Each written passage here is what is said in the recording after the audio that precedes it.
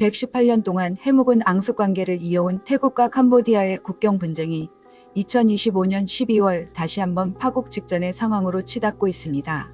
특히 이번 태국과 캄보디아의 충돌은 동남아시아 지역 전체의 안정과 평화를 위협하는 가장 심각한 군사적 위기로 평가받고 있습니다. 지난 10월 미국의 중재로 어렵게 이끌어냈던 휴전협정이 불과 2주 만에 무너져 내리면서 이번에는 전투기까지 동원된 전면전 양상으로 확대되고 있습니다. 양국 관계가 회복 불가능한 지점까지 치닫고 있다는 우려가 국제사회 전반에 확산되는 상황입니다. 태국과 캄보디아의 이 오래된 악연은 사실 단순한 국경선 다툼 이상의 식민지 시대의 그림자가 드리워진 복잡한 문제입니다. 분쟁의 씨앗은 1907년 당시 캄보디아를 통치하던 프랑스가 국경을 측량하는 과정에서 뿌려졌습니다. 양국은 당그렉 산맥의 분수령을 따라 국경을 긋기로 합의했지만 프랑스 측량팀이 만든 지도, 이른바 부속서 1 지도는 사원의 경계를 이 분수령과 다르게 캄보디아 쪽으로 표시해 버렸습니다. 이 부속서 1 지도는 당시 프랑스의 압력에 의해 마지못해 받아들일 수밖에 없었던 명백한 오류로 평가됩니다. 그리고 이 논란의 중심에 바로 11세기 고대 힌두 사원 프레아 비히어가 있습니다. 사원은 태국 쪽에서 접근이 더 용이한 절벽 끝에 있어 태국은 자신들의 영토라 주장했지만 1947년 제2차 세계대전이 끝난 후 태국은 이 사원을 되찾기 위해 적극적인 군사적, 외교적 노력을 재개했습니다. 마침내 1962년 국제사법재판소 ICJ는 역사적 지도와 문서를 근거로 사원 자체의 소유권을 캄보디아에 최종 귀속시켰습니다. 태국은 이 판결을 마지못해 받아들였지만 사원 주변의 영유권 문제와 영토에 대한 자존심 훼손은 깊은 앙금으로 남아 오늘날까지도 갈등의 불씨가 되고 있습니다.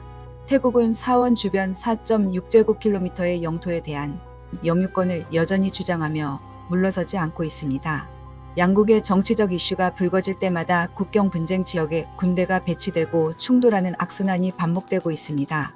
이 해묵은 갈등은 2025년 들어 최악의 수준으로 격화되었습니다. 사실 올 한 해는 내내 긴장의 연속이었습니다. 지난 7월에도 닷새 간의 격렬한 무력 충돌로 수십 명의 사상자가 발생했고 30만 명이 넘는 피난민이 발생하며 국제적인 우려를 샀습니다. 7월 충돌 이후 양국군은 전방에 대규모 병력과 중화기를 증강 배치하며 일촉즉발의 긴장감을 조성해왔습니다. 이후 10월 말 도널드 트럼프 미국 대통령이 중재에 나서면서 극적으로 휴전협정이 체결되었지만 이 평화는 잠시 숨통을 트였을 뿐이었습니다. 지난달 태국 군인이 국경지대에서 지뢰를 밟아 중상을 입는 사건이 발생하자 태국 정부는 곧바로 협정 이행 중단을 선언하며 군사적 강경 노선을 택했습니다. 태국 정부는 지뢰 매설이 협정 위반이라고 주장하며 대규모 군사훈련을 실시해 무력 시위를 벌였습니다. 그리고 이달 7일부터 태국 북동부 우볼라 차타니주 인근 국경을 따라 양국군은 전면적인 교전을 재개했습니다.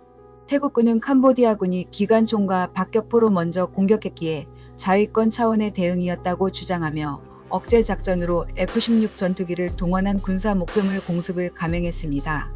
특히 태국 공군이 동원한 F-16 전투기는 정밀 유도 폭탄 사용 능력을 갖춘 최첨단 전력입니다. 이는 캄보디아 군사시설을 정확하게 타격하여 전력 우위를 점하려는 태국의 명확한 의도를 보여줍니다. 이에 맞서 캄보디아는 태국이 먼저 공격했다며 비판했고 특히 BM-21 다연장 로켓포를 사용해 광범위하게 대응했습니다. 이 BM-21 로켓포는 한 번에 40발을 쏟아낼 수 있는 강력한 무기로 넓은 지역을 불특정하게 포격할 수 있어 일부는 민간인 지역까지 타격했다는 태국 측의 주장이 나오면서 긴장감은 극에 달하고 있습니다. 이달 초에 발생한 교전에서도 양국은 서로에게 대규모 포격전의 책임을 전가하며 외교적 해결보다는 군사적 강경책만을 고집하는 위험한 패턴을 반복하고 있습니다. 현재까지 최소 태국 군인 9명이 사망하고 120명 이상이 부상을 입었으며 캄보디아에서는 민간인 7명을 포함해 수십 명의 사상자가 발생한 것으로 외신들은 전하고 있습니다. 양측의 사상자 수는 계속해서 증가하고 있으며 군사 전문가들은 양국이 전면전 직전의 준전시 상태와 같은 긴장이 극도로 고조된 국경 분쟁 상태라고 보고 있습니다. 전쟁의 비극은 언제나 민간인의 몫입니다. 이번 충돌로 인해 동남아시아는 최악의 인도주의적 위기에 직면했습니다. 태국 국방부는 국경 인근 4개 주에서 약 40만 명에 육박하는 주민들이 대피했으며 그중 3만 5천 명 이상이 임시 난민 수용소로 이동했다고 밝혔습니다. 캄보디아 역시 오다르메안 체이주를 중심으로 27만 명 이상의 주민들이 긴급 대피했고 이 여파로 국경 지역의 학교 495개가 문을 닫아 11만 명 이상의 학생 학습권이 위협받고 있습니다.